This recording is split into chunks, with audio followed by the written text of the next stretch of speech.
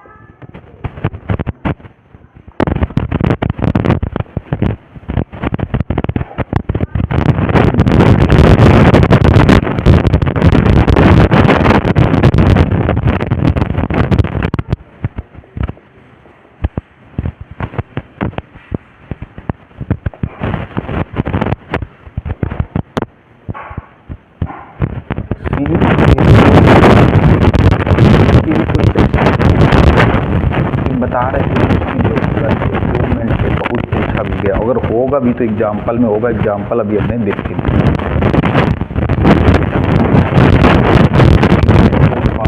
अनुपात में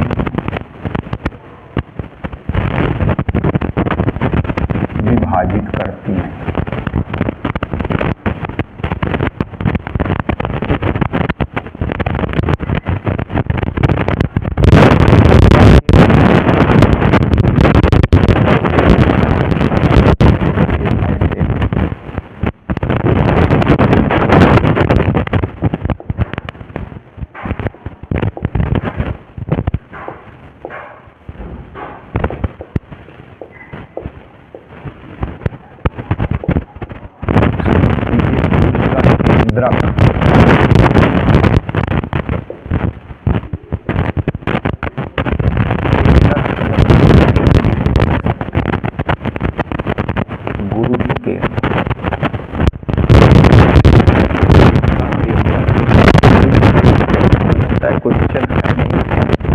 और होगा भी तो एग्जाम्पल में होगा, जो ये पार्टी में ये बोर्ड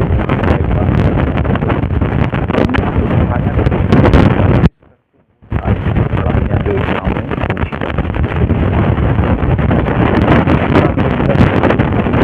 प्रत्येक माध्यिका को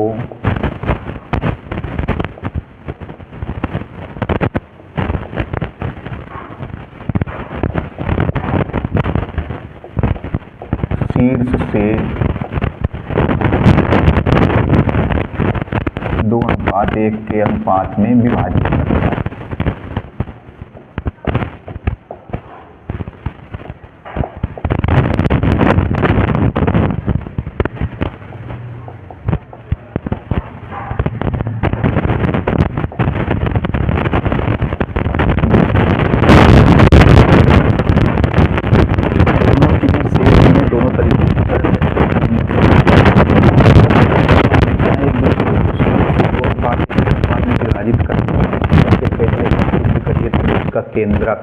केंद्रक मतलब गुरुत्व केंद्र प्रत्येक माध्यिका को शीर्ष से 2:1 के अनुपात में विभाजित करता है।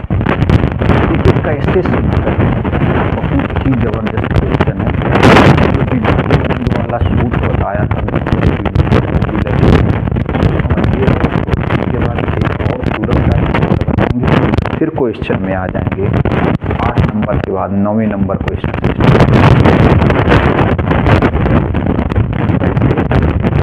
मान लीजिए ये कोई त्रिभुज है,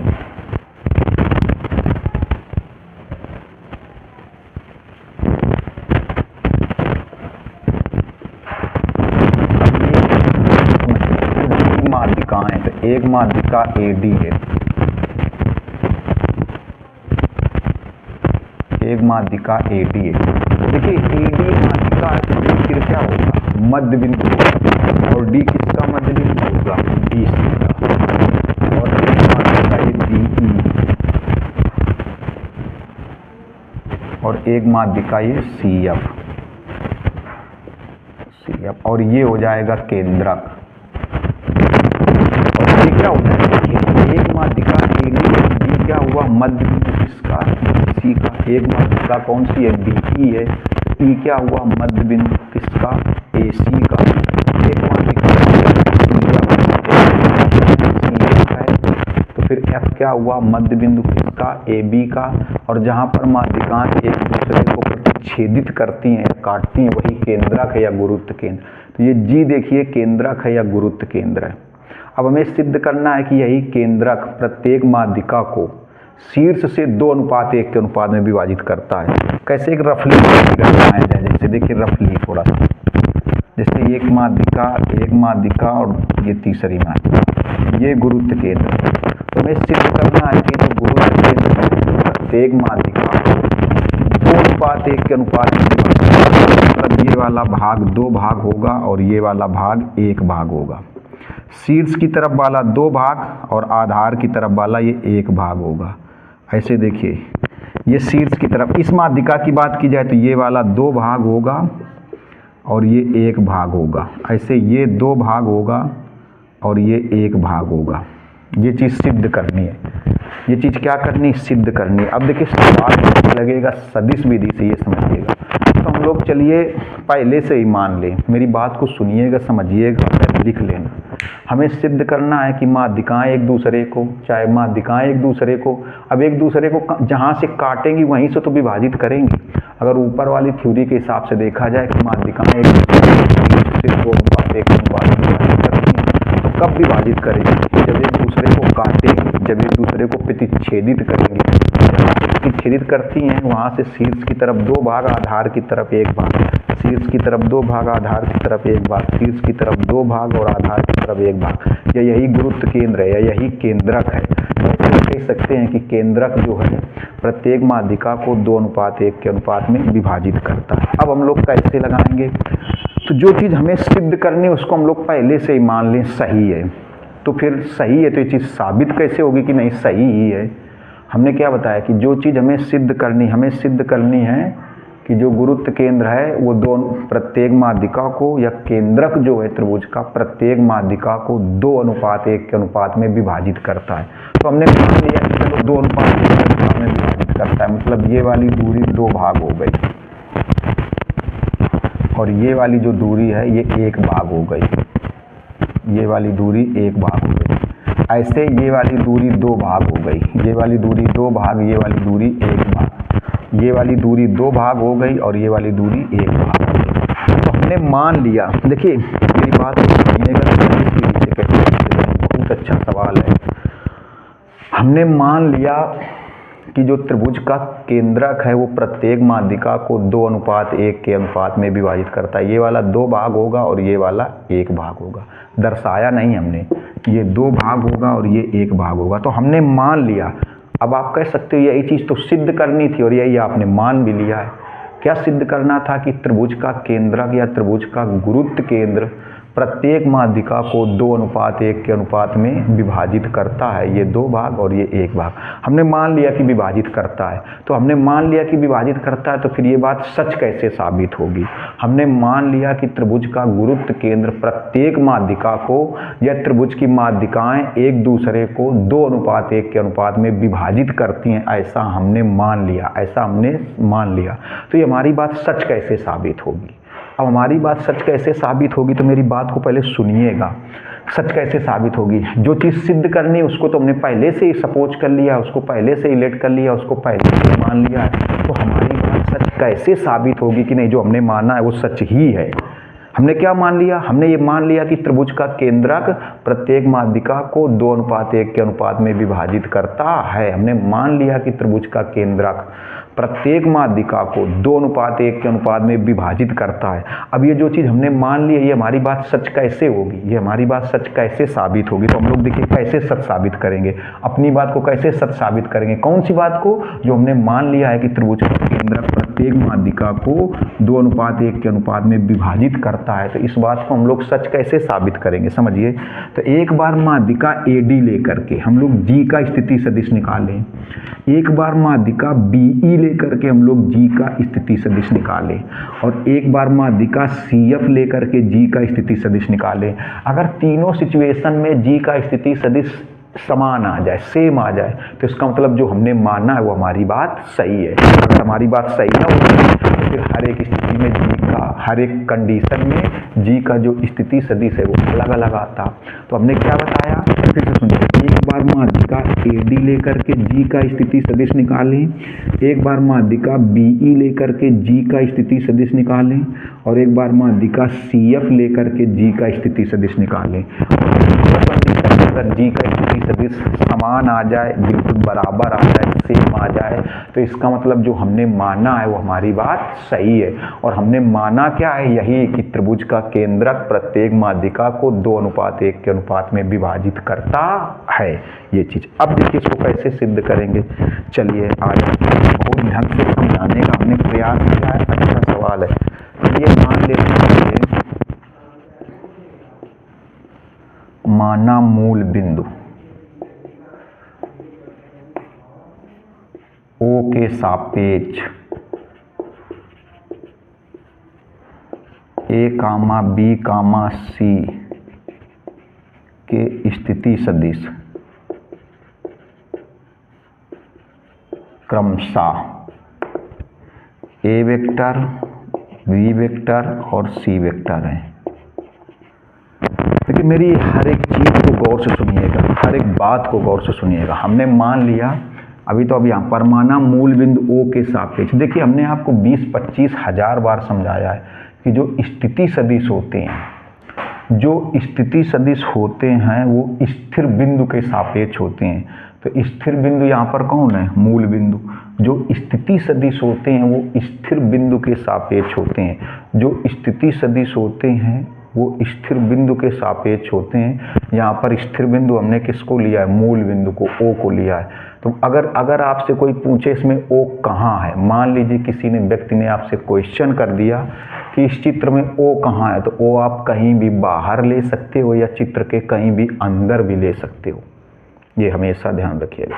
अगर मान लो किसी व्यक्ति ने आपसे पूछ लिया कि जो मूल बिंदु है O है, स्थिर बिंदु है, अगर आपसे कोई पूछा ऐसा क्यों माना गया, तो आप बताओगे जो स्थिति सदिश होते हैं वो स्थिर बिंदु के सापेक्ष होते हैं, कोई ना कोई स्थिर बिंदु। और स्थिर बिंदु यहाँ पर कौन है, मूल बिंदु। अगर आपसे पूछा जाए फिगर में कहाँ पर है, तो आप बताओगे कहीं भी ले सकते हैं, इधर ले लें, इधर ले लें, इधर ले लें, इधर ले लें, या चित्र के अंदर ले लें। अगर आपसे पूछे कि दर्शाना जरूरी है क्या, तो ऐसे हमें तो नहीं लग रहा है दर्शाना जरूरी। चाहो तो आप O यहाँ कहीं दर्शा सकते हो, इधर दर्शा दो, इधर दर्शा दो, इधर दर्शा दो, या चित्र के अंदर दर्शाओगे तो बहुत कंजस्टेड हो जाएगा, बहुत घना चित्र हो जाएगा, फिर अलग अलग चीज़ें समझ में नहीं आएंगी। तो O आप अगर चाहो तो यहाँ कहीं दर्शा सकते हो, ना चाहो तो ना दर्शाओगे, तो हमारी नज़र में तो ऐसे गलत नहीं है। अब देखिएगा, तो अब समझिए जरा, मूल बिंदु O के सापेक्ष A का स्थिति सदिश कैसे लिखा जाएगा, OA वेक्टर, और ये कितना है, A वेक्टर। मूल बिंदु O के सापेक्ष B का स्थिति सदिश OB वेक्टर, ये कितना लिखा जाएगा, B वेक्टर। मूल बिंदु O के सापेक्ष C का स्थिति सदिश OC वेक्टर, ये कितना लिखा जाएगा, C वेक्टर। ये तो आपने माना है। अब हमने क्या बताया, हमें सिर्फ क्या करना था कि जो केंद्रक है या गुरुत्व केंद्र है प्रत्येक माध्यिका को 2:1 के अनुपात में विभाजित करता है। ये जो गुरुत्व केंद्र है प्रत्येक माध्यिका को 2:1 के अनुपात में विभाजित करता है। तो हमने पहले से मान लिया कि नहीं, केंद्रक है या गुरुत्व केंद्र है प्रत्येक माध्यिका को 2:1 के अनुपात में विभाजित कर रहा है। हमने कहा जब हमने पहले से ही मान लिया कि विभाजित कर रहा है, तो इस बात को हम लोग सच कैसे साबित करें। तो हमने कहा कि सच कैसे साबित करेंगे, एक बार माध्यिका AD ले लें, G का स्थिति सदिश निकाल लें, एक बार माध्यिका BE ले लें, G का स्थिति सदिश निकाल लें, एक बार माध्यिका CF ले लें और G का स्थिति सदिश निकाल लें। अगर तीनों बार G का स्थिति सदिश समान आ जाएगा, तो इसका मतलब जो हमने माना है, जो हमने कल्पना की है, वो हमारी बात सही है। और हमने कल्पना क्या की है, हमने क्या माना है कि त्रिभुज का गुरुत्व केंद्र प्रत्येक माध्यिका को 2:1 के अनुपात में विभाजित करता है, ये हमने माना है। तो हमारी बात सच साबित हो जाएगी। तो यहाँ पर देखिए सूत्र कौन सा है, दो सूत्र। एक हमने आपको बताया था विभाजन बिंदु, दूसरे वाले वीडियो पे विभाजन बिंदु वाला, ऐसे देखिए याद दिला दें आपको, ये A है, बार बार लेकिन याद नहीं दिलाएंगे, ये B है, ये C है, ये C है, ये C यहाँ पर विभाजित करता है, सी किसको विभाजित करता है, ए बी को, किस अनुपात में, एम अनुपात एन के अनुपात में, ऐसे। तो सी का स्थिति सदिश कैसे निकाला जाएगा, ओ सी वेक्टर बराबर सी का, ये दूसरे वीडियो में हमने बाकायदे ढंग से चित्र बना के आप देख पहले वीडियो से देख करके आइए तो और मजा आएगा। तो विभाजन बिंदु सी का स्थिति सदिश कैसे निकालोगे, जब ये एम लेंगे तो बी का स्थिति सदिश O B vector plus n लेंगे तो ए का स्थिति सदिश ओ ए वेक्टर अपान एम प्लस एन। और अगर कह दिया जाए सी मध्य बिंदु है, इसके लिए बताया जाए, अगर कह दिया, बता चुके हैं, यदि सी मध्य बिंदु है, अगर कह दिया जाए सी मध्य बिंदु है तो सी का स्थिति सदिश कैसे निकालोगे, फिर तो ऐसे आएगा। अगर सी को मध्य बिंदु मान लिया जाए, इसके बारे में दूसरे वीडियो में बताया था। अगर सी मध्य बिंदु है तो सी का स्थिति सदिश कैसे निकाला जाएगा, ए का स्थिति सदिश प्लस बी का स्थिति सदिश और बटे में 2, ये चीज थोड़ा सा समझने का प्रयास करिएगा, बहुत ध्यान से समझने का प्रयास करना। कैसे देखिएगा क्या प्रयास करेंगे। तो यहाँ पर अब ये तो हमने मान लिया है, हमें निकालना क्या है, ए डी को लेंगे, जी का स्थिति सदिश निकालेंगे, बी ई को लेंगे, जी का स्थिति सदिश निकालेंगे, सी एफ को लेंगे, जी का स्थिति सदिश निकालेंगे, और तीनों बार जी का स्थिति सदिश एक जैसा आएगा। तो इसका मतलब जो हमने माना था वो हमारी बात सही है। हमने माना क्या है कि जो त्रिभुज का केंद्र है या गुरुत्व केंद्र प्रत्येक माध्यिका को 2:1 के अनुपात में विभाजित करता है। अब देखिएगा जरा, तो पहले किसका स्थिति सदिश निकालें, डी का स्थिति सदिश ओ डी वेक्टर, डी का स्थिति सदिश ओ डी वेक्टर। तो डी क्या है, यहाँ पर मध्य बिंदु है, डी यहाँ पर क्या है, मध्य बिंदु। किसका मध्य बिंदु है, बी सी का। तो डी का स्थिति सदिश कैसे निकालोगे, बी का स्थिति सदिश प्लस सी का स्थिति सदिश बटे 2। अभी जैसे हमने बताया ना, वीडियो में बता चुके, ऐसा नहीं कि यहीं डायरेक्ट बताया। जैसे हमने कह दिया कि अगर सी मध्य बिंदु, अगर सी मध्य बिंदु है तो स्थिति सदिश कैसे निकालोगे, ए का स्थिति सदिश प्लस बी का स्थिति सदिश बटे 2, ए का स्थिति सदिश ओ ए वेक्टर, बी का स्थिति सदिश ओ बी वेक्टर बटे 2। कब, मध्य बिंदु। मध्य बिंदु नहीं अगर किसी अनुपात में विभाजित करता है तो कैसे, ये भी दूसरे वीडियो में बताते हैं। अगर नहीं है, मान लो एम और बी के अनुपात में विभाजित तो कैसे, तो एम और इंटू बी का स्थिति सदिश प्लस एन इंटू ए का स्थिति सदिश अपान एम प्लस एन। और अगर ये विभाजन के बाह्यता हो जाए ऊपर माइनस और नीचे भी माइनस, चलिए अभी तो ये चीज डी क्या है, इसका मध्य बिंदु है बी सी का। तो डी का स्थिति सदिश कैसे निकालेंगे, ओ बी वेक्टर, बी का स्थिति सदिश ओ बी वेक्टर प्लस सी का स्थिति सदिश ओ सी वेक्टर बटे 2। तो बी का स्थिति सदिश आपने क्या माना है, बी वेक्टर, और सी का स्थिति सदिश सी वेक्टर बटे 2। अब देखिए ई का स्थिति सदिश निकालिए, ओ ई वेक्टर, ई का स्थिति सदिश ओ ई वेक्टर कैसे निकालोगे, ई क्या है, ई मध्य बिंदु है किसका, ए सी का। तो ई का स्थिति सदिश कैसे आएगा, ए का स्थिति सदिश पोजीशन वेक्टर प्लस सी का स्थिति सदिश पोजीशन वेक्टर अपान 2। देखिए तो ए का पोजीशन वेक्टर, ए का स्थिति सदिश ए वेक्टर प्लस सी का स्थिति सदिश सी वेक्टर अपान 2। फिर इसके बाद देखिए एफ का स्थिति सदिश निकाला जाए, एफ का स्थिति सदिश। तो यहाँ पर एफ क्या है, मध्य बिंदु है, किसका मध्य बिंदु है, ए बी का।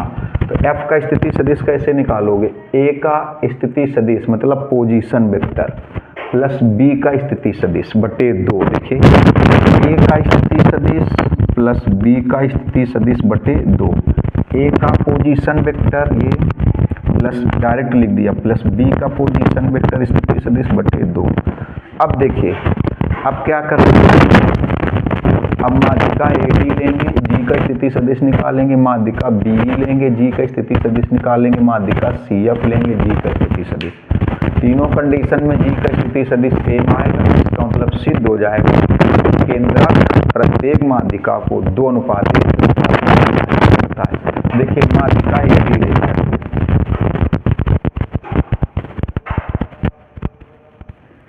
माध्यिका AD से किसका स्थिति सदिश निकालोगे? G का। समझिएगा, G का स्थिति सदिश मतलब OG वेक्टर। G का स्थिति सदिश मतलब OG वेक्टर। कैसे निकालोगे? जैसे यहाँ पर C क्या कर रहा है? विभाजित कर रहा है। किसको विभाजित कर रहा है? AB को। कैसे विभाजित कर रहा है? M और N के अनुपात में। तो M फिर B का स्थिति सदिश प्लस N तो इंटू A का स्थिति सदिश अपान M प्लस N। तो यहाँ पर कैसे करोगे? देखो, G का स्थिति सदिश कैसे निकालोगे? G क्या कर रहा है? विभाजित कर रहा है। किसको विभाजित कर रहा है? AD को। किस अनुपात में? 2:1 में। तो कैसे होगा? तो 2 होगा तो D का स्थिति सदिश प्लस 1 होगा तो A का स्थिति सदिश। बिल्कुल सेम उस कंडीशन के हिसाब से। देखो तो कैसे लिखोगे? 2 इंटू D का स्थिति सदिश OD vector plus 1 into A का स्थिति सदिश OA वेक्टर अपान में जैसे है यहाँ पर प्लस N, अपान हो जाएगा 2 प्लस 1। देखिए OG vector equal to 2 into OD vector, ये है B vector plus C vector by B vector plus C vector by 2 plus 1 into OA vector A vector upon में हो जाएगा 2 प्लस 1 3। ये देखिए कैंसिल हुआ तो G का स्थिति सदिश कितना निकला? A vector plus B vector और प्लस C वेक्टर अपान में 3, ये आ गया। ये हमने कब निकाला? जब हमने कौन सी माध्यिका ली है? AD। जब हमने AD माध्यिका ली है। अगर हम लोग BE माध्यिका ले लें, देखिए CF में जब लेंगे तो ये वाला 2 भाग होगा, ये वाला 1 भाग। हमने चित्र में दर्शाया नहीं है, लेकिन ये 2 भाग, ये 1 भाग। अब देखो, अगर BE माध्यिका लें,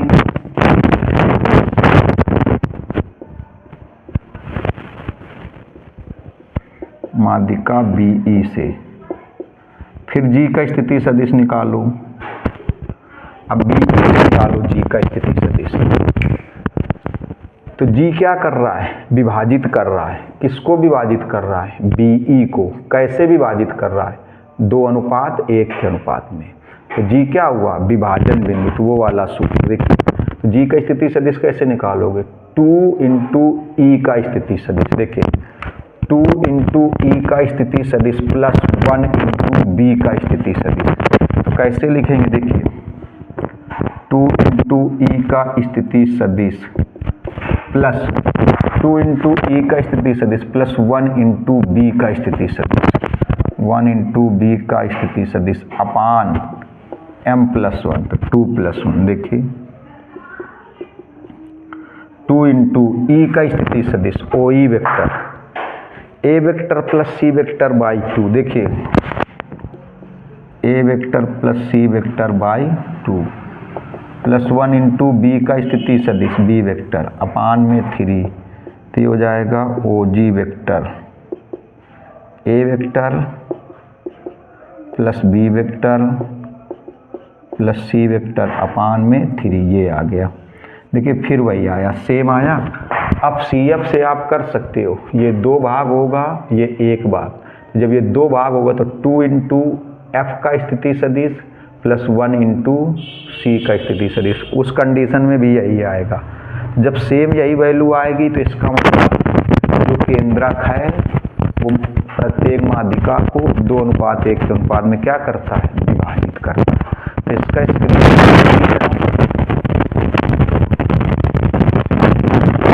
बहुत अच्छी चीज बताई है।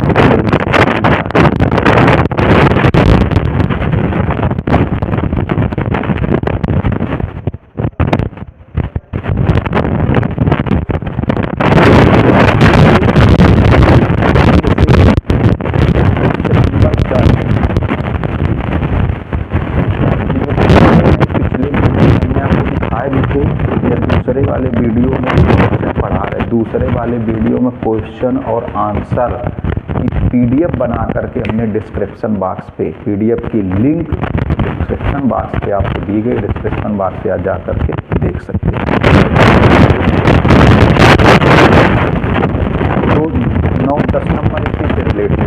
कहा गया एक त्रिभुज का केंद्रक जी है। देखिए त्रिभुज का केंद्रक जी है, यही है त्रिभुज का केंद्रक जी है, तो यही है, उसी के आगे बता रहे। तो कहा गया सिद्ध करना है, त्रिभुज का केंद्रक जी है तो सिद्ध करना है जी ए वेक्टर। अभी देखिए 9 नंबर नहीं बताया, vector plus G C vector equal to 0, ये वेक्टर। अब देखिए लेफ्ट हैंड साइड से पूरा सवाल आगे, पूरा सवाल इसी के आगे,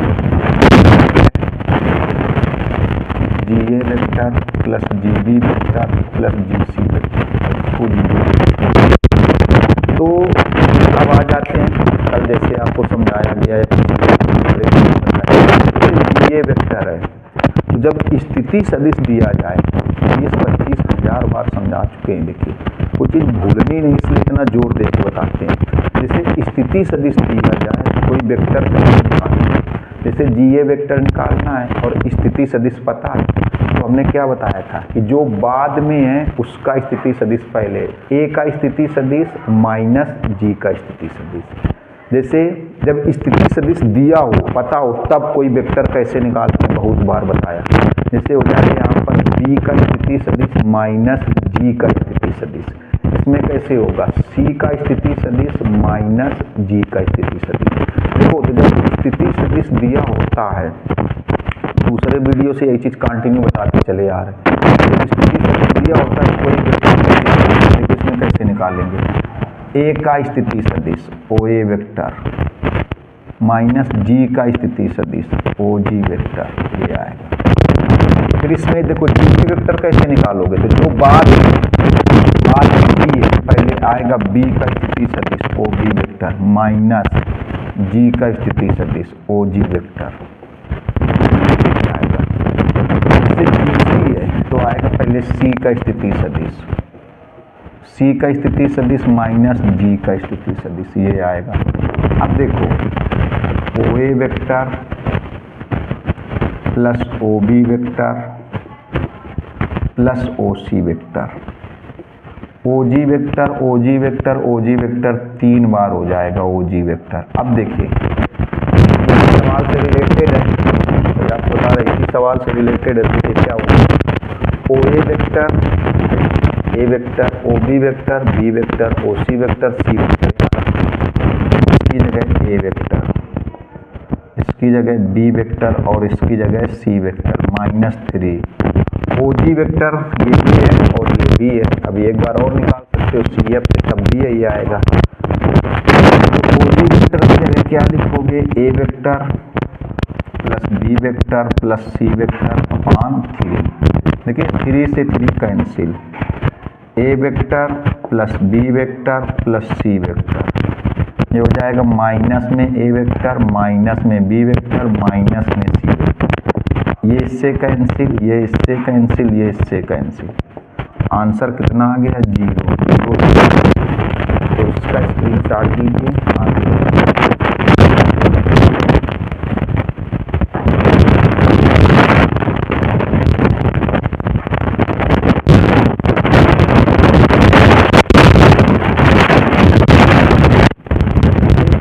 बता रहे आपको 9 नंबर क्वेश्चन।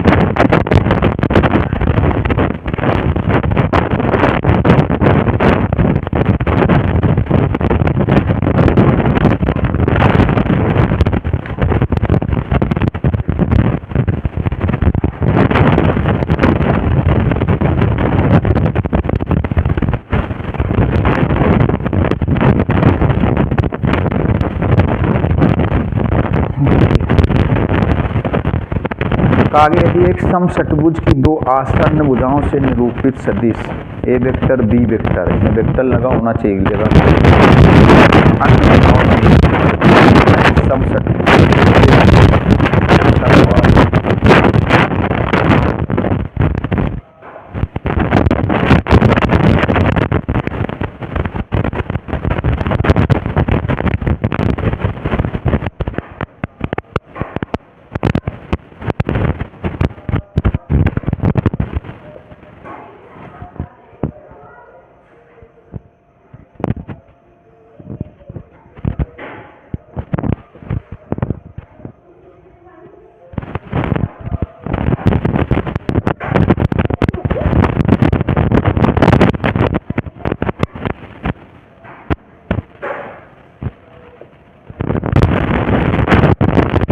ये ABCD एक सम षटभुज है, इसमें भी एक नई 2-3 नई चीजें सीखने को मिलेंगी।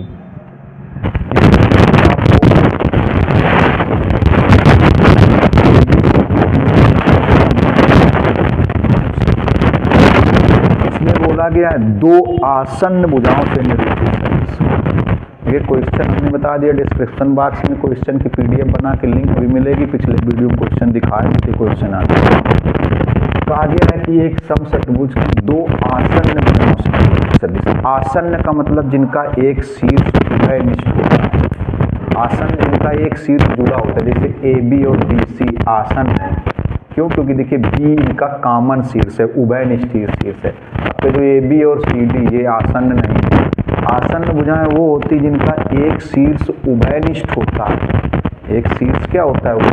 जैसे ये AB और AF ये आसन्न है क्योंकि A शीर्ष जुड़ा है। तो दो आसन्न भुजाओं से निरूपित सदिश दिए गए। आसन्न भुजाओं में चलो एक भुजा AB ले लो, एक BC ले लो। AB और BC इनसे निरूपित सदिश दिए गए। आसन्न भुजाओं में से एक AB ले लिया, एक BC ले लिया। AB से निरूपित सदिश दिया गया है, AB से निरूपित सदिश ये दिया गया है A वेक्टर, और BC से निरूपित सदिश दिया गया है B वेक्टर। दो आसन्न भुजाओं से निरूपित सदिश हमने बताया। आसन्न भुजाएं वो होती हैं जिनका एक शीर्ष उभयनिष्ठ होता है, कॉमन होता है। जैसे AB और BC आसन्न है क्योंकि B वाला शीर्ष कॉमन है। तो कहा गया आसन्न भुजाओं से निरूपित सदिश दिए जा रहे हैं। आसन्न भुजाओं से निरूपित सदिश, एक A वेक्टर दिया जा रहा है, B वेक्टर दिया है। तो एक मान लिया आसन्न भुजाओं में से एक भुजा AB ले ली, एक BC ले ली।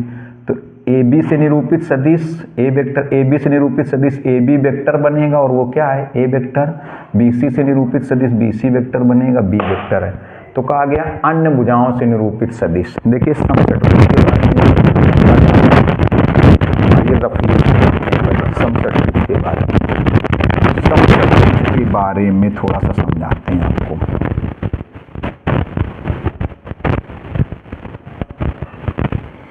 अगर सम षटभुज है, सम षटभुज है, रेगुलर एक साधारण इंग्लिश में बोलते हैं। अगर सम षटभुज है तो लंबाई में सभी भुजाएं बराबर होंगी। अगर ये 6 सेंटीमीटर है या 5 सेंटीमीटर है तो सब 5 सेंटीमीटर होंगी। केवल परिमाण की बात की जा रही, दिशा की बात नहीं की जा रही। केवल परिमाण की बात कर रहे, दिशा की बात नहीं कर रहे। देखिएगा परिमाण की बात कर रहे, लेकिन अगर दिशा की बात की जाए तो अगर आप बोलोगे AB वेक्टर, तो AB वेक्टर किसके बराबर हो जाएगा? ED वेक्टर के, ED वेक्टर के। क्यों? समान सदिश की परिभाषा पहले पता करते हैं कि समान सदिश में क्या होता है? दिशाएं भी समान हो, परिमाण भी समान हो। AB A से, क्योंकि परिमाण तो सभी का समान होगा, क्योंकि सम षटभुज है तो सभी भुजाओं की लंबाइयां, सम षटभुज है तो सभी भुजाओं की लंबाइयां समान। अगर AB और ED तो क्या बन? AB वेक्टर ED वेक्टर के बराबर होगा।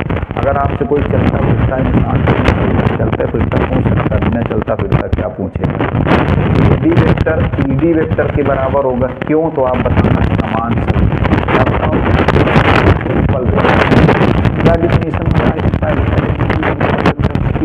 सदिशों के परिमाण भी समान होते हैं, दिशाएं भी समान। परिमाण तो सभी का समान है, परिमाण मतलब सबकी लंबाइयां तो दिशा A से B की तरफ, E से D की तरफ। तो AB वेक्टर ED वेक्टर के बराबर। अगर ये BC वेक्टर लिया जाए, BC वेक्टर ये FE वेक्टर के बराबर हो जाएगा, समान सदिश। BC वेक्टर FE वेक्टर के बराबर हो जाएगा, समान सदिश। समान सदिश में क्या होता है, परिमाण बराबर होगा और दिशाएं भी बराबर होंगी। दिशा देखो बी से सी की तरफ, इसमें एफ से ए की तरफ, दिशाएं भी समान है, परिमाण भी समान है। अगर बोला जाए सी डी वेक्टर तो ए एफ वेक्टर के बराबर होगा। सी डी वेक्टर किसके बराबर होगा, ए एफ वेक्टर के। पहले वीडियो से आपको बताया है कौन से सदिश हैं क्यों बराबर होंगे, क्यों बराबर होंगे, परिमाण भी समान और दिशा भी समान, तो इस समान सदिश नहीं। अब अगर इसमें विकर्ण ले लो, ये विकर्ण, मेरी बात समझिएगा, समझा रहे थे सवाल, कह दिया जाए F C vector, F C vector, ये एफ सी वेक्टर तो किसके बराबर होता है, 2ab वेक्टर के। F C vector 2ab vector या 2eb वेक्टर, ये भी समान सदिश बन जाए। संरेख सदिश दिशाएं समान, लेकिन अब समान दो का गुणा करने पर परिमाण भी बराबर हो जाएगा। ये विकर्ण अगर एफ सी वेक्टर लिया जाए, सब याद रखना करो, जरूरत पड़ेगी कंपटीशन तक, हमेशा ध्यान रखिएगा। एफ सी वेक्टर अगर लिया जाए तो 2ab वेक्टर के बराबर होगा या 2ed वेक्टर के बराबर होगा। दो लेने से, दो का गुणा करने से परिमाण भी बराबर होगा। इससे तो आपको बता दें, अगर केवल परिमाण की बात की जाए तो अगर ये लंबाई 5 है तो ये लंबाई 10 हो जाती है, विकर्ण दुगुना होता है, इतना हो जाता है। अगर मान लो आप बात करते हो ऐसे बीई वेक्टर की, बीई वेक्टर की सपोज कर लो, बीई वेक्टर की, तो अगर आप बीई वेक्टर की बात करोगे तो इसके बराबर होगा 2cd vector, 2cd vector, 2cd vector या 2af वेक्टर। एक समान सदिश बन जाएंगे दो का गुणा करने पर। और अगर आप बात करते हो, मान लो इसकी टेढ़ा हो गया यहाँ से, एडी वेक्टर, अगर आप एडी वेक्टर की बात करते हो तो किसके बराबर होगा, 2bc वेक्टर, 2bc वेक्टर के या 2fe वेक्टर, 2fe वेक्टर के बराबर होगा। 2bc वेक्टर, 2bc वेक्टर या 2fe वेक्टर के बराबर होगा। और यहाँ पर जहाँ पर विकर्ण काटेंगे ये जी होता है, ये जी केंद्र होता है, समचतुर्भुज का केंद्र। एक चीज और समझ लीजिए, अगर एफ जी कह दिया जाए, एफ जी वेक्टर, तो ए बी वेक्टर के बराबर होगा। F G vector A B vector के बराबर होगा। जी सी वेक्टर ये भी ए बी वेक्टर के बराबर होगा। ए बी वेक्टर के बराबर भी होगा, ई डी वेक्टर के भी बराबर होगा। समझा करिए, अगर आपसे कह दिया जाए ए जी वेक्टर, देखो ये जो ए जी वेक्टर है ये जी डी वेक्टर के बराबर होगा। संरेख सदिश, संरेख सदिश एक ही रेखा पर, संरेख सदिश क्या होता है, एक ही रेखा पर हो या एक ही रेखा के समांतर हो, एक ही रेखा पर संरेख की परिभाषा बता करके आए, एक ही रेखा पर हो या एक ही रेखा के। अगर कह दिया जाए ए जी वेक्टर तो जी डी वेक्टर के बराबर होगा। और अगर देखा जाए इसे ए जी वेक्टर किसके बराबर आएगा, बी सी वेक्टर के बराबर आएगा, चाहे कह दो एफ ई वेक्टर के बराबर आएगा, और चाहे जी डी वेक्टर के भी बराबर आएगा। और जी डी वेक्टर किसके बराबर आएगा, बी सी वेक्टर के और एफ ई वेक्टर के। ऐसे कह दिया जाए बी जी वेक्टर और जी ई वेक्टर ये भी बराबर होंगे। बी जी वेक्टर जी ई वेक्टर बराबर होंगे, किसके बराबर होंगे, चाहे कह दो सी डी वेक्टर के बराबर होंगे, चाहे कह दो ए एफ वेक्टर के बराबर होंगे। तो इसका नोट कर लो, चाहे स्क्रीनशॉट लो, तब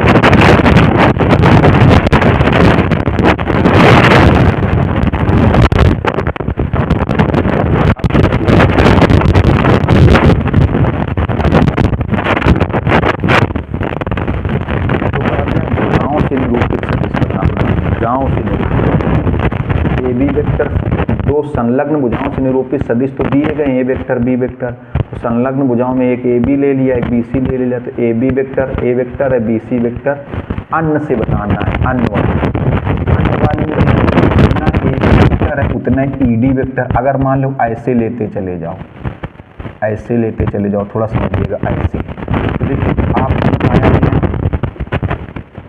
ए बी वेक्टर किसके बराबर हो जाएगा, ई डी वेक्टर के। तो इसका मतलब जो ई डी वेक्टर है, ई डी वेक्टर है वो भी कितना बन जाएगा, A vector. E D vector बनेगा, ई डी बनेगा, ये है क्या, डी ई वेक्टर है, ये D E vector. D E vector कितना हो जाएगा समझना, देखिएगा तो डी ई वेक्टर कितना हो जाएगा minus A vector, D E vector कितना हो जाएगा माइनस ए वेक्टर, ईडी इस तरफ ऐसे ए वेक्टर, तो डी ई कितना हो जाएगा माइनस ए वेक्टर। क्यों? क्योंकि डी ई क्या होगा ईडी का ऋण सदिश, ऋण सदिश की परिभाषा में बता सकते हैं, परिमाण बराबर और दिशा विपरीत, तो ईडी वेक्टर है और डी ई वेक्टर है, दोनों का परिमाण बराबर होगा, दोनों की लंबाई बराबर होगी, दोनों का परिमाण बराबर होगा, दोनों की लंबाई बराबर होगी, लेकिन ईडी और डीई की दिशा उल्टी है, ईडी की दिशा ई से डी की तरफ है और डीई की दिशा डी से ई की तरफ है। तो अगर डीई वेक्टर लोगे तो माइनस ए वेक्टर हो जाएगा। अब देखिए जैसे ये एफ ई वेक्टर लिया जाए, अगर एफ ई वेक्टर तो ये बी सी वेक्टर के बराबर हो जाएगा, बी सी वेक्टर के बराबर। तो एफ ई वेक्टर कितना आ जाएगा बी सी वेक्टर के बराबर, मतलब बी वेक्टर, मतलब बी वेक्टर आ जाएगा। एफ ई वेक्टर कितना आ जाएगा B vector, F E vector आ जाएगा B vector. E F vector कितना आ जाएगा, ये हो जाएगा minus B vector, minus B vector, minus B vector. क्योंकि देखिए एफ ई वेक्टर और ई एफ वेक्टर परिमाण में बराबर है, दिशा में विपरीत, ऋण सदिश हो जाएगा, दिशा में विपरीत तो ऋण सदिश, परिमाण में बराबर और दिशा में ऋण सदिश। एफ ई वेक्टर और ई एफ वेक्टर, एफ ई में दिशा एफ से ई की तरफ, ई एफ में दिशा ई से एफ की तरफ, परिमाण में बराबर होगी, लंबाई चाहे ऐसे लो तो 5 अगर है तो ऐसे लेने पर भी 5 आएगी, दिशा भी हो जाएगी। अब ये सी डी वेक्टर निकालना है, C D vector, C D vector निकालने से पहले हमें ये ए सी वेक्टर निकालना पड़ेगा, ये ए सी वेक्टर, और ये ए डी वेक्टर निकालना पड़ेगा, ए डी। देखिए क्योंकि देखो चार सब भुजाएं बतानी थी, तो ए बी वाला हो गया ए वेक्टर, बी सी वाला हो गया बी वेक्टर, डी ई वाला हो गया माइनस ए वेक्टर, और ये ई एफ वाला हो गया माइनस बी वेक्टर। ये सी डी बचा है, ये एफ ए बचा है, ये कैसे आएंगे? देखिए तो सी डी वेक्टर निकालने से पहले मेरी बात को सुनिएगा, समझिए। सी डी वेक्टर निकालने से पहले ए सी वेक्टर निकालना पड़ेगा, ए डी वेक्टर निकालना पड़ेगा, तब क्योंकि सी डी में त्रिभुज बन रहा है, सी डी में क्या बन रहा है त्रिभुज, त्रिभुज बन रहा है, सदिशों के योग का क्या बताया। सी डी वेक्टर निकालने से पहले हमें ए सी वेक्टर निकालना पड़ेगा, ए डी वेक्टर निकालना पड़ेगा। क्यों? क्योंकि त्रिभुज बन रहा है, तो इसमें क्या लगा देंगे सदिशों के योग का त्रिभुज नियम, सदिशों के योग का त्रिभुज।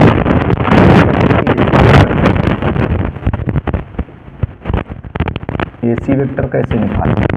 ए सी वेक्टर भी निकालेंगे सदिशों के योग के, ए सी वेक्टर कैसे निकालेंगे सदिशों के योग के। ए बी वेक्टर अगर मान लीजिए आपसे कोई पूछ दे ए सी वेक्टर आप क्यों निकाल रहे, तो आप बताओगे जब ए सी वेक्टर निकलेगा और ए डी वेक्टर निकलेगा तभी सी डी वेक्टर निकलेगा, तभी सी डी वेक्टर निकलेगा। और भुजाओं से निरूपित सारे वेक्टर निकालने सवाल के हिसाब से, समषटभुज की भुजाओं से निरूपित दो दिए गए, दो ये निकला, दो और बचे, ये निकाल A C A B vector और plus B C vector, A B vector plus B C vector, ये भी सदिशों की योग। देखो ये बी है, ये बी हटा दो तो क्या बनेगा ए सी, ये बी क्या है हेड है और ये बी क्या है टेल है, ये बी हेड है,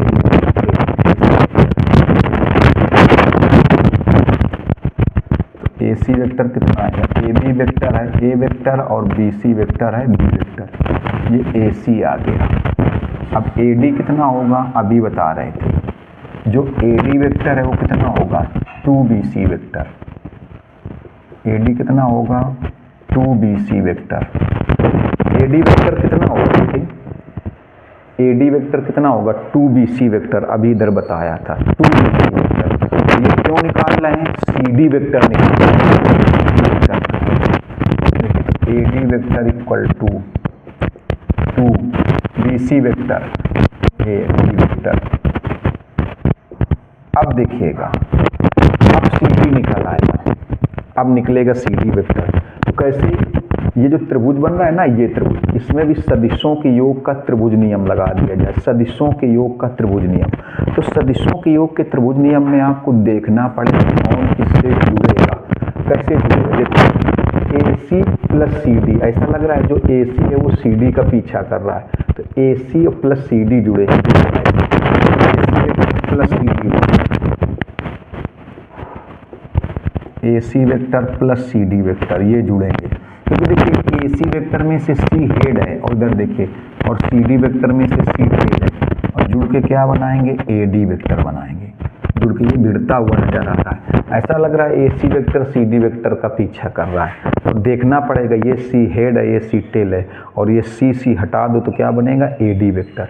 अब देखिएगा आपको सी डी वेक्टर निकालना है, तो सी डी वेक्टर बराबर कितना आएगा, A D vector minus A C vector, ये आएगा A D vector minus A C vector. अब देखिए ए डी वेक्टर कितना है, ये 2b vector minus A C vector, ये है A vector plus B vector. तो C D vector equal to 2 vector B हो जाएगा minus A vector minus B vector. तो C D vector equal to 2b minus B, तो b minus ए, ये आया सी D vector आ गया। अगर देखा जाए तो सी डी वेक्टर किसके बराबर होगा, ए एफ वेक्टर के, या कह सकते हैं ए एफ वेक्टर किसके बराबर होगा, सी डी वेक्टर के। A F vector, A F अगर देखा जाए तो सी डी के बराबर, लेकिन ए एफ नहीं है, क्या है, एफ ए है। ए किसके बराबर आएगा, एफ ए देखा जाए तो माइनस सी डी के बराबर आ जाएगा, माइनस सी डी के बराबर आ जाएगा एफ ए। ए एफ किसके बराबर है, सी डी के, तो एफ ए किसके बराबर हो जाए, दिशा उल्टी कर देंगे तो माइनस सी डी के बराबर होगा, माइनस देखिए तो एफ ए वेक्टर कितना आएगा, minus C D vector, B vector minus A vector. तो एफ ए वेक्टर बराबर आ जाएगा, ये हो जाएगा A vector minus B vector. ये आ गए, एक ये आया, एक ये आया, एक ये है, एक ये है, और दो ये है समषटभुज की भुजाओं से निरूपित सदिश। इसका स्क्रीनशॉट लीजिए। अब अगर देखिए आपको लग रहा हो कि नहीं, मैं आपको समझाने का प्रयास अच्छी तरीके से कर रहे तो चैनल को सब्सक्राइब जरूर करिएगा। अब नेक्स्ट वीडियो में मिलेंगे अगले क्वेश्चन के साथ। नमस्कार।